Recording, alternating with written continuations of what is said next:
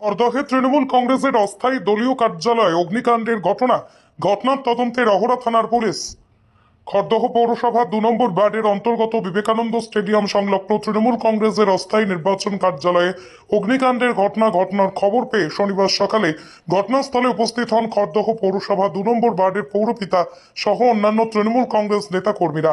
ঘটনার তদন্ত শুরু করেছে রহরা থানার পুলিশ।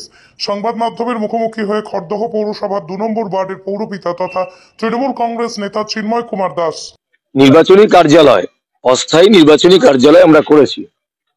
স্বাভাবিকভাবেই নির্বাচনের দিন সকাল থেকে বিভিন্ন কর্মকাণ্ড থাকে, চেয়ার টেবিল বিভিন্ন বুথ ক্যাম্পগুলো হওয়ার জন্য যা যা সরঞ্জাম সবকিছু ভিতরে ছিল।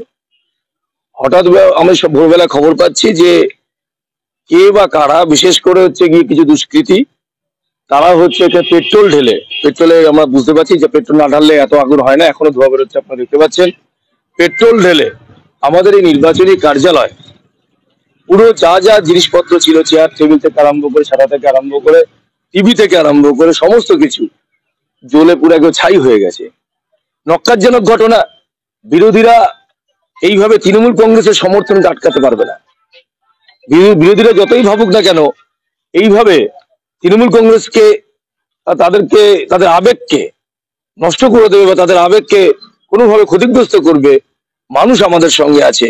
এই ধরনের নির্বাচনী কার্যালয় পুড়িয়ে অধ্যাপক সৌগত রায়কে মানে কোনোভাবেই পরাস্ত করা যাবে না, বরঞ্চ অধ্যাপক সৌগত রায় বিপুল ভোটে জয়যুক্ত হবেন। কোন দল? হ্যাঁ, সবই পুড়ে গেছে। দেখুন, বিরোধী বলতে কোনো দলকে তো আমরা তদন্ত সাপেক্ষ বিষয়টা। আর নির্বাচনের দিন নির্বাচনী কার্যালয় কারা পোড়াবে? বিরোধীরা ছাড়া কারা পোড়াবে? বিরোধী বলতে এখানে বিজেপি রয়েছে, সিপিএম রয়েছে, সমস্ত কিছু জানে। হ্যাঁ, কমপ্লেন লজ হয়েছে, নির্বাচন কমিশনকে জানানো হয়েছে, আর সমস্ত স্তরে প্রশাসনের সমস্ত স্তরকে রহরা থানার আইসিকে জানানো হয়েছে। তারা এসেছিলেন, কমপ্লেন নিয়েছেন, তারা সব দেখে গেছেন। তবে এই ধরনের ঘটনা খড়দা আগে ঘটেনি। এই ধরনের ঘটনার জন্য খড়দাটা অন্যরকম জায়গা, আপনারা জানেন। খড়দা শিক্ষার শহর, সংস্কৃতির শহর। এই ধরনের ঘটনার কোনো ভাষা নেই। অ্যাকচুয়ালি এই ২ নম্বর ওয়ার্ডে আমরা একটা অস্থায়ী নির্বাচনী কার্যালয় করেছিলাম। আমি সকাল যখন ৫টা ১৫-২০ তখন আমি আমার ওয়ার্ড কাজ করছিলাম। হঠাৎ দেখলাম ২ নম্বরে যিনি আমাদের কাউন্সিলর আছেন চিন্ময় কুমার দাস, তিনি আমাকে ফোন করে বললেন এরকম ঘটনা ঘটেছে, যে অস্থায়ী কার্যালয়। আমি গিয়ে দেখলাম যে পুরো ভস্মীভূত। মানে সেখানে ২৬টা চেয়ার ছিল, 4টে টেবিল ছিল, টিভি ছিল, ফ্ল্যাগ ছিল, সমস্ত পুরো একদম ছাই। মানে বিভৎস, মানে এটা একটা লজ্জাজনক ঘটনা। যে এরকম খড়দার বুকে এরকম জিনিস আগেও কখনো হয়নি, এই প্রথম এরকম একটা নির্লজ্জ কাণ্ড ঘটেছে। নির্বাচনের দিন সকালবেলা এই ঘটনাটা কি মনে হচ্ছে? কি কোন রকম আতঙ্কের পরিবেশ তৈরি করা কথা? খড়দায় শুনুন, তৃণমূলের বুকে আতঙ্কের পরিবেশ তৈরির কোনো লাভ নেই, কারণ তৃণমূল কর্মীরা বুক চিতিয়ে লড়াই করতে জানে এবং তারা মমতা ব্যানার্জির জন্য প্রাণ দিতেও জানে। তো সুতরাং আতঙ্কের পরিবেশ তৈরি করে যারা করছে তারা মূর্খের স্বর্গে বাস করছে। হ্যাঁ, আমরা সমস্ত টিভি চ্যানেল করেছি।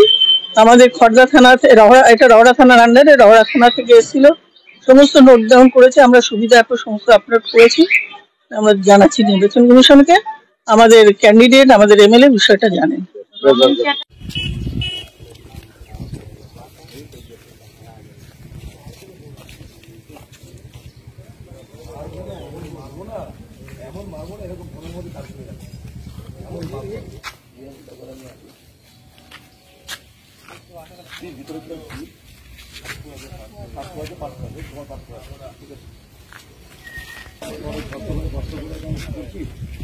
যারা করছে ওই বর্ষ থেকে